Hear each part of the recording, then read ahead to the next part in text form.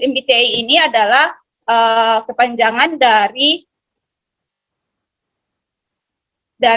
Myers-Briggs Type Indicator. Nah, ini kenapa namanya Myers-Briggs Type Indicator? Karena memang tes ini itu ditulis atau dikembangkan oleh seorang yang bernama Catherine Cook Myers-Briggs dan juga putrinya yang bernama Isabel Myers-Briggs. Makanya namanya itu, nama tesnya ini kemudian diberikan nama juga, nama belakang mereka Myers-Briggs Type Indicator. Nah, tes MBTI ini apa? Tes MBTI ini adalah metode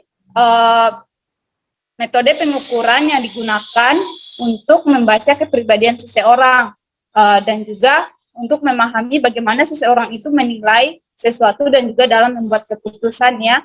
Nah, memang untuk tes MBTI ini itu ada dibagi menjadi 4 dimensi. Nah, kalau kalian lihat sebenarnya kan untuk kalian masuk tipe-tipe indikator yang mana, itu sebenarnya ada 16 tipe indikator dari tes MBTI ini, gitu ya. Nah, 16 tipe indikator ini diambil dari mana? Itu diambil dari 4 dimensi sifat dasar manusia. Ada yang pertama itu ada introvert, extrovert. Nah, introvert, extrovert ini itu masuk dimensi pemusatan perhatian, gitu ya. Dan kalau yang sensing, intuition itu masuk bagaimana seseorang itu kemudian menangkap atau mengolah informasi dari luar, gitu. Nah, untuk yang bagian thinking dan feeling ini bagaimana kesimpulan. Nah, untuk yang keempat itu ada judging versus perceiving. Nah, judging versus perceiving ini bagaimana dimensi ini masuk dimensi pola hidup seseorang, gitu ya. Nah, Miss akan jelaskan mengenai sekilas tentang 4 dimensi sifat dasar manusia ini. Nah, kalau introvert dia ini tipe orang yang kalau misalnya kalian lihat hasil tes kepribadian kalian dan kalian itu masuknya tipe introvert atau masuknya tipe extrovert. Nah, kalau tipe introvert ini mereka itu lebih senang sendiri, gitu ya. Mereka lebih senang sendiri dan tidak suka gitu untuk berinteraksi dengan banyak orang karena memang mereka mendapatkan energi atau bersemangat itu melalui dengan dirinya sendiri atau berinteraksi dengan orang tapi sedikit secara intim begitu. Nah, tipe-tipe introvert ini itu biasanya tipe orang yang pendiam. Nah, mereka lebih banyak menghabiskan waktunya secara personal gitu. Nah, kalau berbeda dari introvert, kalau extrovert ini dia lebih ekspresif, orangnya lebih ekspresif, lebih banyak bicara dan juga mereka ini aktif dalam tindakan begitu ya. Kalau misalnya introvert mereka lebih aktifnya dalam pemikiran-pemikiran mereka, kalau ekstrovert ini mereka lebih aktif dalam sebuah tindakan dan mereka lebih bersemangat jika mereka ini menghabiskan banyak waktu begitu dengan orang lain atau dengan orang-orang di sekitarnya begitu. Nah, berbeda dengan introvert, mereka lebih suka menyendiri atau menghabiskan waktu secara personal gitu.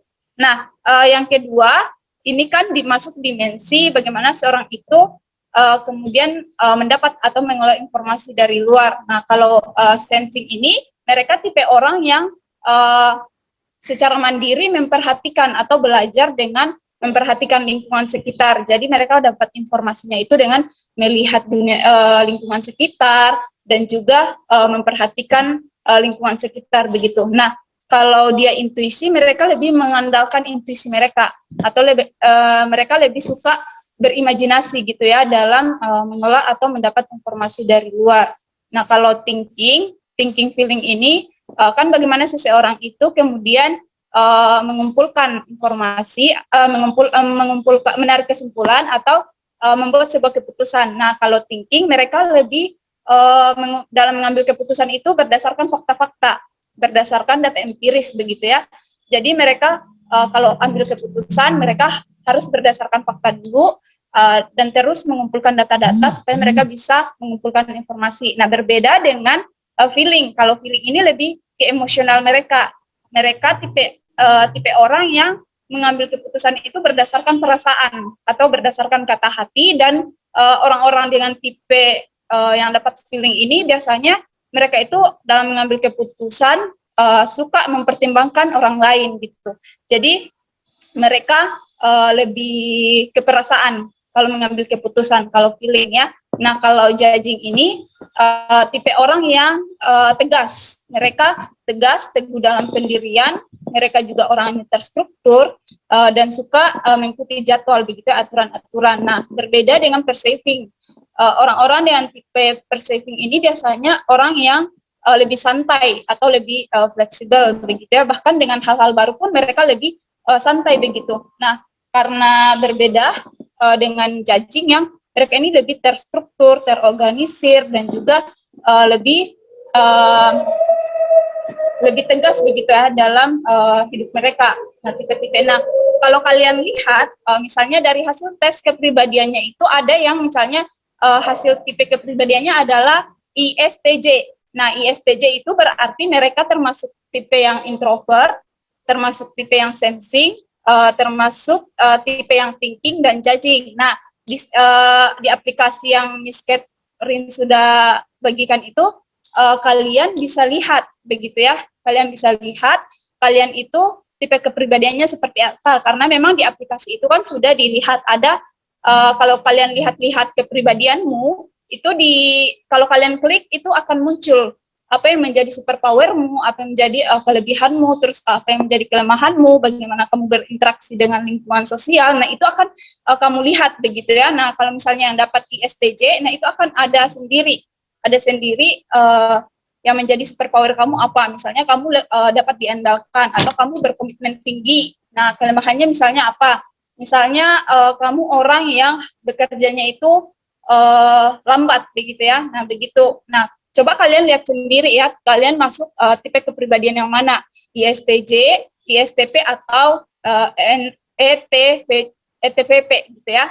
Nah, kalian bisa lihat sendiri. Nah, itu kenapa kalian belajar ini ya, supaya kalian ada gambaran mengenai diri kalian, kepribadian seperti apa, supaya saat kita membahas mengenai konsep diri itu kalian sudah ada gambaran begitu ya, bagaimana konsep diri saya ini terbentuk, kenapa saya orangnya misalnya pendiam, atau kenapa saya orangnya bisa cepat bergaul begitu, atau kepribadian-kepribadian yang lainnya.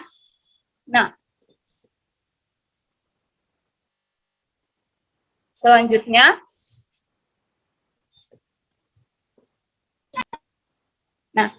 selanjutnya kita akan masuk ke dalam konsep diri ya. Nah, sadar atau tidak, ketika kita sehari-hari itu biasanya kita lebih banyak berpikir ya, entah itu berpikir tentang masa depan, berpikir tentang lingkungan sekitar, ataupun kita memikirkan diri sendiri. Nah, ketika kita memikirkan diri sendiri, kita biasanya memikirkan diri kita itu dengan melihat atau membayangkan orang lain ya.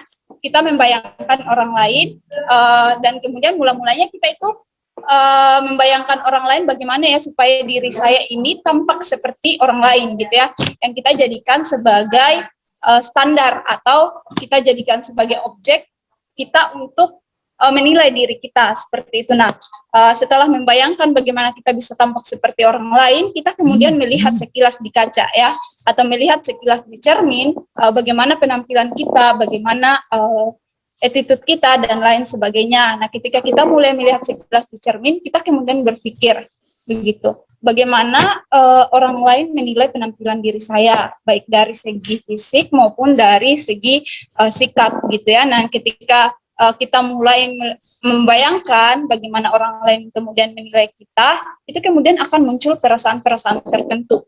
Perasaan misalnya ada perasaan bangga, ada perasaan kecewa, ada perasaan puas, sedih, malu, dan sebagainya. Nah, kenapa muncul perasaan-perasaan seperti ini? Kapan dia merasa bangga ketika dia melihat kamu melihat dirimu di cermin? Itu karena ketika kamu melihat dirimu di cermin dan kamu menjadikan misalnya si A sebagai patokan atau sebagai perbandingan dirimu dengan si A, kamu melihat dirimu ternyata misalnya baik dalam hal akademik itu kamu lebih tinggi gitu ya. Nah, orang yang kamu jadikan sebagai perbandingan itu kemudian kamu merasa bangga karena ternyata kamu dalam hal akademik itu lebih tinggi gitu dari dia. Nah, itu kamu akan merasakan perasaan bangga, perasaan puas, terus perasaan senang gitu. Nah, kapan kamu akan mengalami perasaan-perasaan kecewa? Ya ketika diri kamu, ya orang yang kamu jadikan sebagai patokan, sebagai perbandingan, misalnya si A yang tadi bilang itu, misalnya dalam hal penampilan, dalam hal fisik, dia itu ternyata lebih ideal, misalnya bentuk tubuhnya lebih ideal dan sebagainya daripada diri kamu. Nah, itu kamu akan merasakan perasaan-perasaan seperti kecewa, merasa tidak puas dengan diri sendiri, dan merasa malu, begitu ya. Nah, itu akan muncul perasaan-perasaan seperti itu. Nah, ketika kita mengalami atau mengamati diri kita sendiri, dan kemudian kita ada gambaran, begitu ya, gambaran dan juga penilaian terhadap diri sendiri. Nah, inilah yang kemudian kita sebut sebagai konsep diri atau self-concept. Nah, menurut Kamus Besar Bahasa Indonesia, namun sebelum itu Miss akan tanya dulu ya satu persatu. Miss akan random saja pertanyaannya. Ke siapa nih? Siapa di sini yang mau sukses? Coba nggak usah Miss tunjuk dulu deh. Yang mau jawab siapa yang mau sukses di sini? Saya. Siapa itu?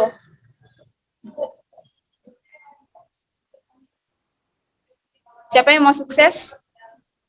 Saya, Tidak Bu. ada yang mau sukses di sini. Semuanya siapa?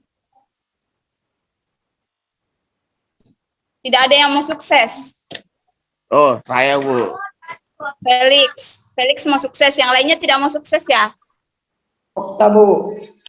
Okta juga mau sukses. Nah, coba Felix. Kalau begitu, Felix mau suksesnya dalam hal apa?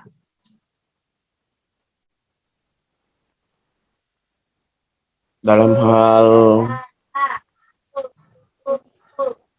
Apakah kamu sukses dalam hal bisnis, dalam hal kedokteran, atau mau dalam dunia pendidikan, atau mau dalam hal apa, Felix?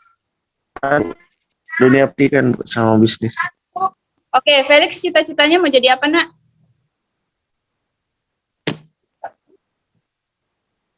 Tentara, Bu. Oke, tentara. Nah, Felix kan mau sukses, suksesnya dia mau jadi seorang tentara. Nah, bagaimana Felix mau jadi sukses atau mau jadi tentara itu bagaimana caranya? Banyak latihan dari awal, Bu. Banyak apa? Banyak latihan dari awal. Banyak latihan dari awal. Yang lain gimana? Siapa tadi yang mau sukses di sini?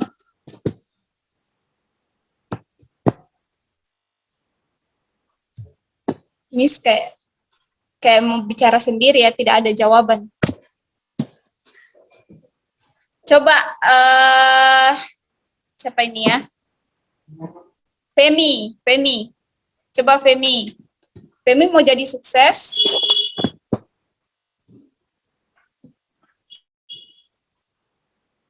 Femi jaringannya bagus ya.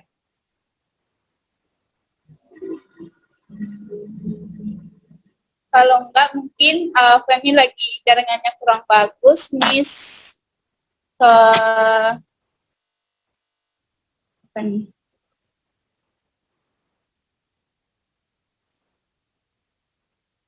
Levani 11 IPA. Levani 11 IPA. Mana suaranya Levani, Miss mau dengar? Ya, Bu. Oke. Levani mau sukses? Mau, Bu. Mau. Oke, gimana caranya Levani supaya jadi orang yang sukses? Belajar terus usaha, cari pengalaman juga, Bu. Oke, belajar dan berusaha ya. Oke, tapi belajar saja atau berusaha itu tidak cukup ya untuk kita menjadi sukses. Karena kita harus kenal dulu siapa diri kita supaya kita bisa memaksimalkan potensi-potensi yang ada di dalam diri kita. Karena percuma kita belajar-belajar terus kalau misalnya kita tidak tahu, ya kita tidak kenal diri kita sampai mana batas kemampuan kita, begitu ya. Jadi kita harus kenal dulu siapa diri kita, mengenali bagaimana potensi-potensi yang ada dalam diri kita supaya kita bisa kembangkan. Begitu. Nah, oleh karena itu kita akan belajar mengenai konsep diri supaya kamu tahu bahwa untuk memaksimalkan potensi-potensi yang ada dalam diri itu, kalian harus tahu bagaimana konsep diri kalian dulu. Nah, menurut Kamus Besar Bahasa Indonesia, konsep diri adalah pandangan dan sikap individu terhadap diri sendiri. Pandangan diri ini terkait dengan dimensi fisik, karakteristik individual, dan motivasi diri. Jadi, kalau menurut Kamus Besar Bahasa Indonesia, kita harus konsep diri ini adalah pandangan seorang individu terhadap dirinya sendiri, baik itu dalam dimensi fisik, karakteristik individual, dan juga motivasi diri. Nah, ada juga beberapa pendapat para ahli, Miss cuma ambil dua. Yang pertama itu adalah menurut Chaplin dalam Kamus Lengkap Psikologinya itu, konsep diri ini adalah evaluasi individu mengenai dirinya sendiri, penilaian dan penafsiran mengenai diri sendiri oleh individu yang bersangkutan.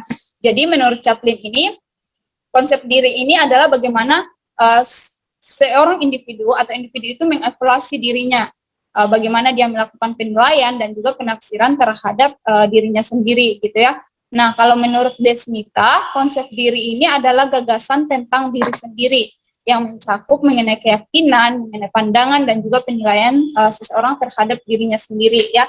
Jadi konsep diri ini adalah gambaran, begitu ya, gambaran atau pengetahuan individu tentang dirinya sendiri, apa yang dia yakini, bagaimana pandangannya, dan juga penilaiannya terhadap dirinya sendiri. Nah, sehingga dapat dikatakan bahwa konsep diri ini, dikatakan orang yang punya konsep diri yang bagus, itu orang yang berbahagia adalah orang yang mengenal dirinya. Jadi ketika kita punya konsep diri yang bagus, kita punya konsep diri yang benar, berarti orang itu kenal dengan dirinya sendiri, dan dia mau mengembangkan dan juga tahu menempatkan dirinya pada tempatnya, gitu ya. Dan kemudian berbicara mengenai konsep diri, berarti kita juga harus tahu dulu atau kenali dulu kelemahan diri kita. Kelemahan kita apa, sehingga nantinya konsep dirinya kita ini bukan konsep diri yang berkembang ke arah yang negatif, gitu ya, tapi bisa kita kembangkan ke arah yang positif, gitu. Nah, tidak hanya kita kenali kelemahan, kita juga harus kenali kelebihan diri sendiri dulu. Kita harus tahu apa-apa aja kelebihan yang ada pada diri kita. Apakah saya misalnya saya ini bisa berbicara di depan umum, atau misalnya saya ini tipe orang yang bisa memimpin. Nah, terus kenali juga kelemahan kalian, gitu. Setelah kita kenali kelebihan, kita juga harus tahu karakter diri kita seperti apa, ya, supaya jika ada karakter-karakter diri kita sendiri yang memang perlu kita evaluasi atau perlu kita perbaiki, itu kita bisa perbaiki, begitu. Terus kita juga harus kenali perasaan dan juga kenali penilaian diri kita. Kita kenali dulu bagaimana kita menilai diri kita sendiri, dan juga yang terakhir kita kenali pemikiran diri sendiri. Nah, komponen konsep diri ini itu dibagi menjadi 3 bagian, ya. Ada namanya self-image, self-ideal, dan self-esteem. Nah, self-image ini apa? Self-image ini biasa disebut dengan citra diri atau gambaran diri. Nah, bagaimana seorang individu itu kemudian menilai dirinya sendiri atau pengetahuan tentang dirinya sendiri. Nah, misalnya gini, ketika kita melihat diri kita sebagai seseorang yang misalnya tenang atau merasa mampu dalam melakukan segala hal, atau kita merasa diri kita bisa mengatasi masalah, gitu. Nah, ketika apa yang kita tahu tentang diri kita ini dan suatu saat kita mengalami suatu kondisi, ya, suatu kondisi di mana kemudian kita mengalami kegagalan, gitu ya. Nah, setelah kita mengalami kegagalan, kita tidak terpuruk dalam kegagalan itu, karena memang kita tahu bahwa diri kita ini mampu, diri kita ini tenang dalam menghadapi masalah. Nah, kemudian setelah kita tahu itu, kita kemudian berpikir bahwa memang kegagalan ini bersifat sementara, tidak permanen, ya, yang selamanya kita akan mengalami kegagalan terus. Tapi memang kita merasa bahwa diri kita itu mampu, begitu ya, mampu untuk melewati tantangan atau melewati masalah yang kita hadapi atau kegagalan ini bisa kita lewati, dan di hari yang mendatang kita akan berhasil, begitu ya. Nah, ketika kita punya mengetahui diri kita yang seperti ini, kemudian kita akan memperbaiki karena memang kita merasa mampu untuk mengatasi masalah tersebut. Nah, ketika kita juga melihat diri kita sebagai orang yang misalnya justru orang yang pesimis, gitu ya. Ketika mengalami kegagalan, kita akan merasa tidak mampu terus karena kita memang bilang, oh, diri saya tidak mampu, diri saya memang tidak bisa untuk mengatasi masalah ini. Maka itu akan membuat self image atau citra diri kita itu negatif, gitu ya. Karena memang kita sudah membangun membangun pengetahuan tentang diri kita bahwa kita memang orang yang pesimis, kita memang orang yang tidak mampu gitu. Nah, itu namanya self image. Nah, apa itu self ideal? Self ideal ini biasa disebut sebagai harapan gitu ya. Harapan atau sosok yang diri kita inginkan terhadap diri kita gitu ya. Misalnya apa yang diri Miss pengennya menjadi orang yang sukses di kemudian hari gitu ya, atau menjadi orang yang bisa bergaul banyak dengan banyak orang. Pengennya, jadi self ideal ini berbicara mengenai saya pengennya diri saya seperti ini gitu ya.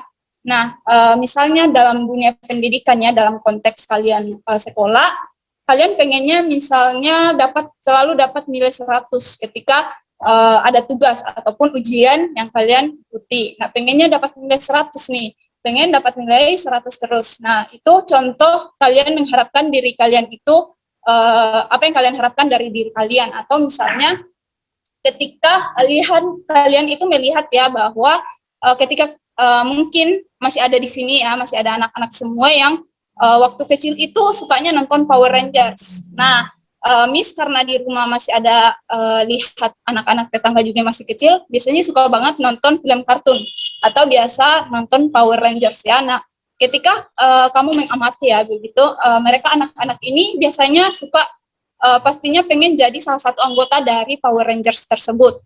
Mereka pengen jadi salah satu anggotanya. Nah,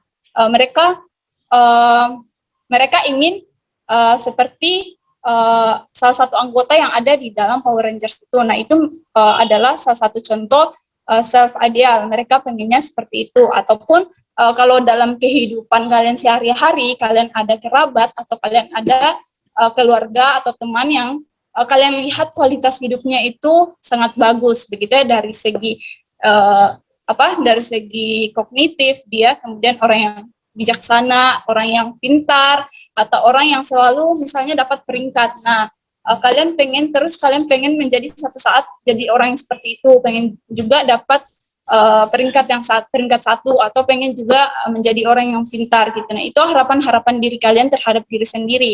Itu yang dimaksud dengan self ideal. Nah, apa itu self esteem? Self esteem ini biasanya juga disebut sebagai harga diri. Nah, harga diri ini berbicara bagaimana kemudian kita menilai atau memberikan penilaian terhadap diri kita sendiri. Nah, misalkan self esteem ini kan berbicara mengenai emosional seseorang gitu ya. Nah, ketika self image atau pengetahuan mengenai diri sendiri kita itu tidak sejalan gitu ya, atau ada jarak yang jauh sekali dengan self idealnya kita, atau harapan diri sendiri terhadap diri sendiri itu kemudian punya jarak atau punya punya suatu hubungan yang tidak sejalan gitu, itu akan membuat self esteem atau harga diri kita rendah. Misalnya gini, kalian pengennya misalnya dapat nilai 100 gitu ya dalam setiap ujian, tapi kenyataannya diri kalian memang kalian gambarkan itu tidak pernah atau tidak sampai bahkan muncul nilai 80 gitu ya di ujian kalian. Nah, itu akan mempengaruhi self esteem kalian. Kalian akan merasa diri kalian itu rendah atau merasa harga diri kalian lebih rendah. Namun sebaliknya, jika self image dan juga self idealnya kalian itu sejalan atau berhubungan erat, itu akan membuat self esteem atau harga diri kalian itu semakin meningkat. Nah, contohnya gini ya. Bagaimana konsep diri saya bodoh? Konsep diri saya bodoh itu terbentuk. Nah, kita ibaratkan atau ilustrasikan sebuah meja itu sebagai konsep diri, ya. Nah, misalkan konsep diri saya bodoh ini terbentuk ketika misalkan seseorang itu di sekolah dia mendapatkan nilai ujiannya itu jelek. Nilai ujiannya jelek, kemudian nilai ujian jelek, dan kemudian kata orang tuanya, memang kok kamu orangnya bodoh banget sih, kenapa nilai ujianmu jelek banget, atau kenapa nilai kamu tidak bisa dapat nilai KKM gitu ya. Nah, itu akan mempengaruhi seseorang itu punya konsep diri yang berpikir bahwa memang saya bodoh gitu ya. Dan kemudian ditambah lagi, misalnya temannya mengatakan bahwa kamu memang kemampuanmu memang sebatas itu, kamu tidak bisa mendapatkan nilai 100 gitu ya. Dan kemudian ditambah misalnya ada guru yang memang mengatakan bahwa kamu memang tidak bisa dalam mengerjakan ujian ini. Nah, itu akan semakin memperkuat konsep diri anak ini bahwa memang saya bodoh gitu ya.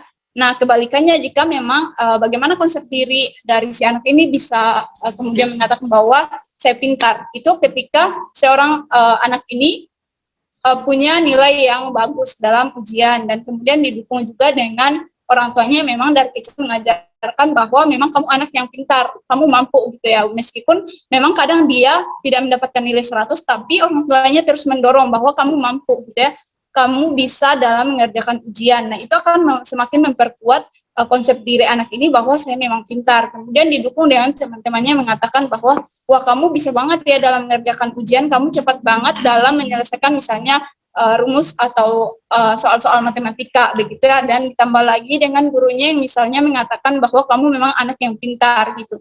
Nah, perkataan-perkataan ini yang kemudian akan membangun konsep diri anak ini bahwa memang saya pintar gitu. Nah, itu salah satu contoh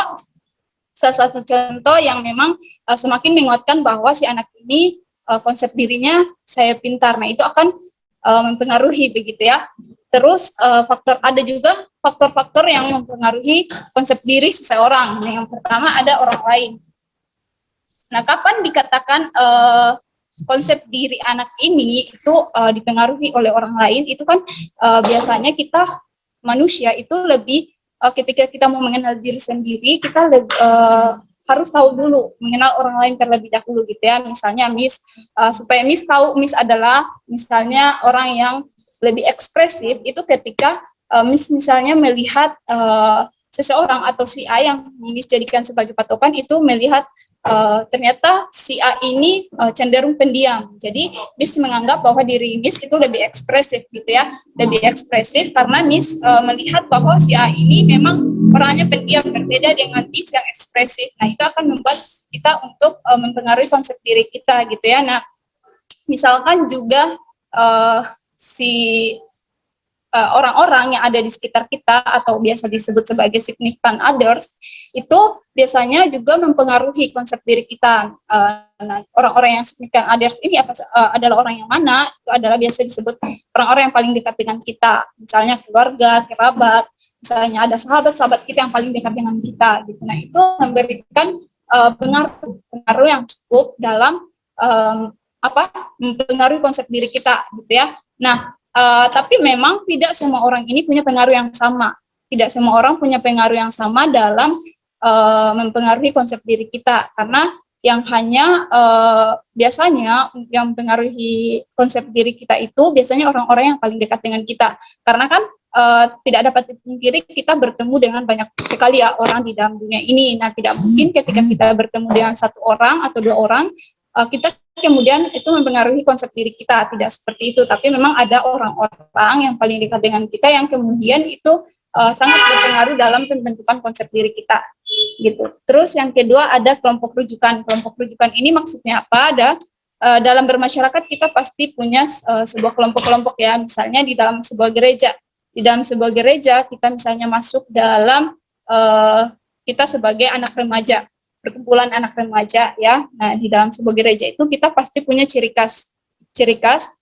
ciri-ciri dari kelompok remaja itu. Nah, ini akan mempengaruhi juga kita dalam pembentukan konsep diri. Nah, itu akan lebih baik apabila dalam kelompok ini itu punya konsep diri yang memang mengarahkan kita pada hal-hal yang mempengaruhi konsep diri kita ke arah yang positif. Namun celaka bila kita bergabung dengan kelompok-kelompok dalam masyarakat yang memang itu mempengaruhi konsep diri kita itu semakin negatif gitu ya.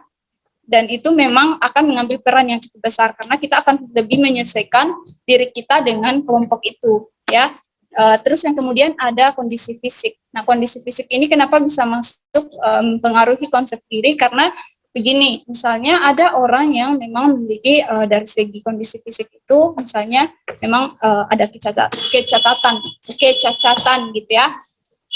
Kemudian ini akan mempengaruhi konsep dirinya karena dia melihat dirinya itu berbeda dengan orang lain gitu ya. Dia melihat bahwa dirinya ini berbeda dari teman-temannya ataupun dari orang tuanya misalnya. Nah, itu akan mempengaruhi, itu akan lebih baik jika dia itu kemudian berpikir bahwa saya ini tidak berbeda kok dari orang lain, cuma beda di segi fisik saja, tapi saya masih bisa melakukan hal ini, hal itu gitu ya. Itu akan bagus dan akan berdampak pada konsep diri yang positif gitu ya. Tapi apabila dia menganggap dirinya sangat rendah dari orang lain ataupun menganggap dirinya tidak setara dengan orang lain, nah ini akan berakibat pada konsep diri yang negatif, atau dia akan mengembangkan konsep diri yang memang merasa dirinya itu berbeda dari orang lain gitu ya. Dan yang keempat adalah ada bentuk tubuh. Nah, kenapa bentuk tubuh masuk ke dalam pengaruh konsep faktor-faktor yang pengaruh konsep diri? Karena ada beberapa orang yang memang dari segi fisik, menganggap bahwa dirinya itu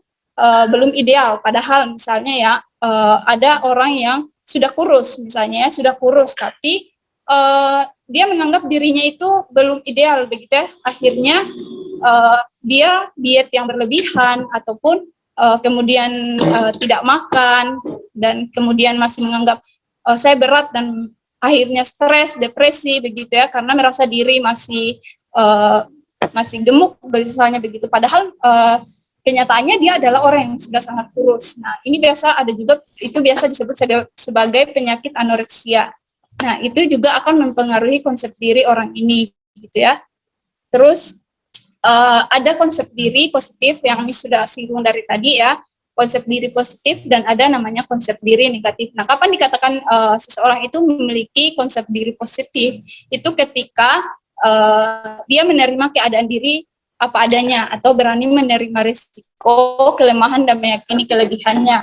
Dalam artian bahwa orang-orang yang punya konsep diri positif ini biasanya orang-orang yang menganggap dirinya itu bisa gitu ya, atau mampu, sanggup dalam mengatasi sebuah masalah. Ketika mereka pun mengalami kegagalan yang sudah bilang tadi, mereka akan berusaha untuk memperbaiki dan terus berjuang untuk melakukan atau mencoba lagi gitu ya. Dan kemudian ada juga yang ketika mereka ini merasa dirinya itu setara dengan orang lain gitu ya, setara dengan orang lain dalam artian bahwa mereka ini tetap rendah hati tapi tidak sombong gitu ya. Mereka tidak sombong, dan mereka tidak meremehkan orang lain gitu ya. Mereka tetap menghargai orang lain karena mereka berpikir bahwa memang kita manusia ini sama gitu ya, punya kehidupan yang sama gitu di mata Tuhan. Nah, orang-orang seperti ini adalah orang-orang yang punya konsep diri yang positif, dan juga ketika mereka menerima pujian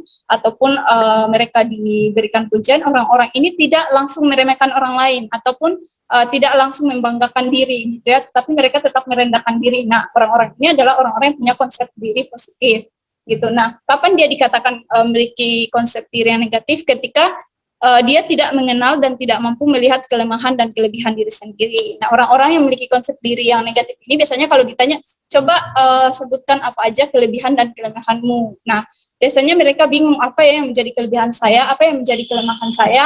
Nah, itu mereka bingung, dan akhirnya orang-orang yang punya konsep diri negatif ini biasanya orang-orang yang peka terhadap kritik. Peka terhadap kritik maksudnya adalah ketika mereka dikritik, baik itu sebenarnya dalam hal-hal yang membangun, mereka anggap sebagai hal-hal untuk menjatuhkan gitu ya, menjatuhkan dirinya, dan akhirnya mereka kemudian menghalalkan segala cara atau mempertahankan pendapat mereka itu dengan berbagai logika yang keliru. Nah, ini adalah konsep diri yang negatif, termasuk konsep diri negatif gitu ya. Terus yang kedua, orang ini peka atau responsif gitu ya terhadap pujian. Awalnya memang orang-orang yang memiliki konsep diri negatif ini ketika mereka dipuji, mereka pura-pura tidak mau menerima gitu ya. Tapi sebenarnya ketika kita melihat, mereka sangat antusias gitu ya, antusias dalam menerima pujian itu gitu. Terus yang kemudian mereka ini cenderung tidak mau mengakui kelebihan orang lain. Mereka tidak mau untuk mengakui bahwa orang lain ini memang punya kelebihan. Misalnya dia tidak punya kelebihan dalam hal berbicara depan banyak orang.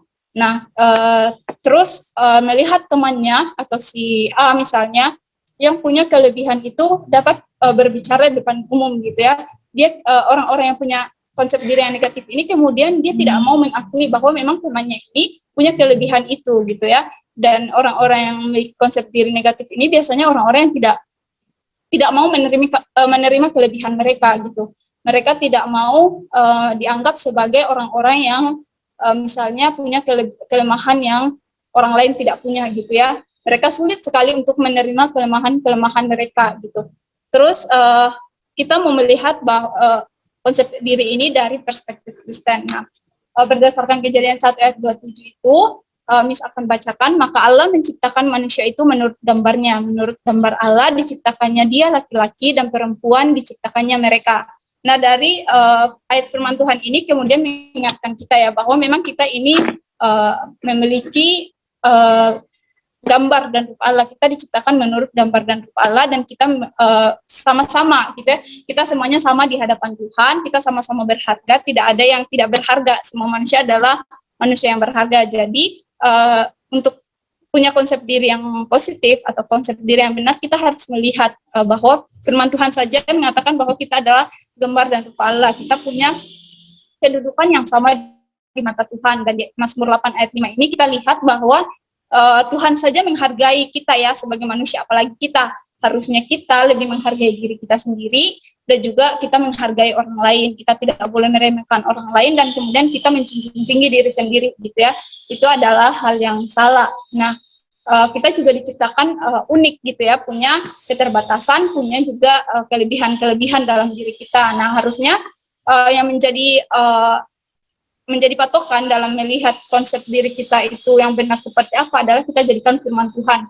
Kita jadikan firman atau Alkitab itu sebagai standar kita dalam menilai diri sendiri, bukannya kita jadikan manusia atau orang lain sebagai standar kita dalam menilai diri kita sendiri gitu ya. Dan karena ketika kita mulai menjadikan orang lain sebagai standar kita dalam menilai diri sendiri, itu akan ada perasaan-perasaan kecewa yang muncul, perasaan-perasaan tidak berharga, karena kita merasa diri kita lebih rendah daripada orang lain gitu ya. Padahal firman Tuhan saja mengatakan bahwa kita itu adalah segambar dan serupa dengan Tuhan, atau kita lebih berharga di hadapan Tuhan gitu ya. Harusnya kita juga menghargai diri sendiri dan tidak merasa rendah diri gitu ya, tidak merasa bahwa kita ini lebih di bawah daripada orang lain, tapi kita merasa bahwa kita memang setara dengan orang lain, kita punya kelebihan dan juga kelemahan. Nah, untuk punya konsep diri yang benar, kita juga harus mengakui dulu kelemahan-kelemahan yang ada pada diri kita. Kita harus terima dulu kelemahan-kelemahan kita apa, dan kalau misalnya memang dari kelemahan-kelemahan itu ada hal-hal yang memang harus kita perbaiki, atau ada hal-hal yang memang perlu kita ubah gitu ya. Nah, kita bisa mengubahnya di dalam anugerahnya Tuhan gitu ya. Dan untuk kelebihan-kelebihan kita bisa terus mengembangkan itu gitu. Nah, selanjutnya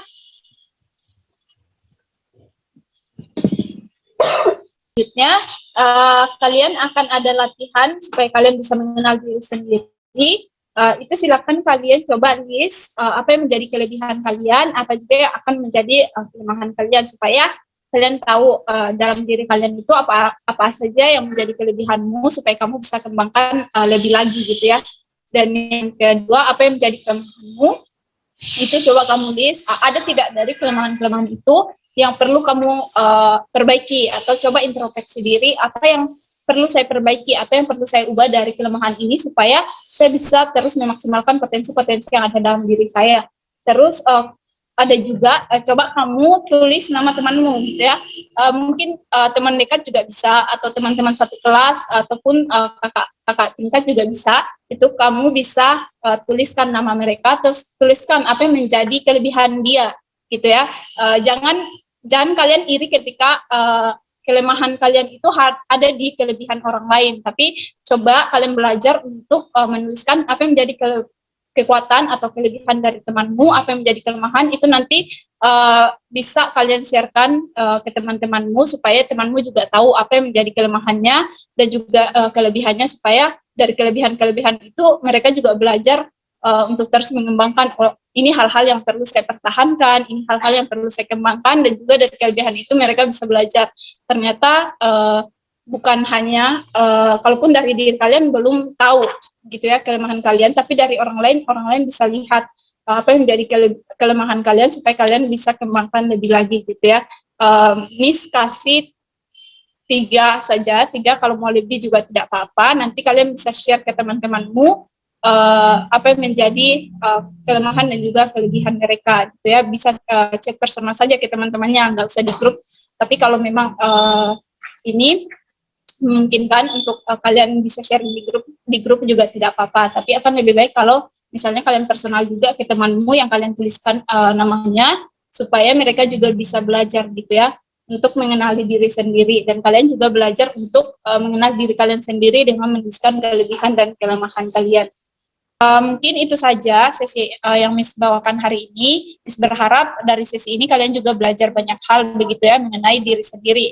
Nah, Miss akan serahkan sesi selanjutnya kepada Miss Catherine, sampai bertemu di sesi-sesi selanjutnya.